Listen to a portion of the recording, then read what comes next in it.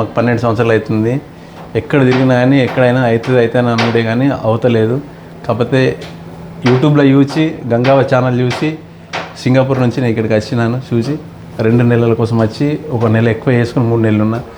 కానీ వచ్చినందుకు నాకు చాలా 50-50 ఛాన్స్ అని చెప్పినా కానీ నాకు అయినా పర్వాలేదు మేడం, మీ చేతిలో పెట్టి నాకు ఏదైనా కానీ నాకు ఎంత రిస్క్ చెప్పినా మీ చేతిలో ఉంది కదా అయిపోతుంది అని చెప్పేవాడు.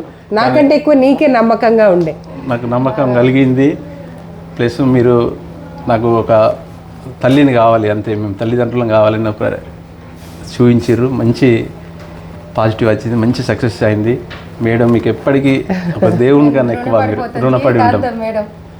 మౌనికక్క మేడం, అందరు చాలా సౌఖ్య మేడం, మనజక్క మేడం, శ్రీ అని మేడం, ఎప్పటికీ మేము మర్చిపోయాం.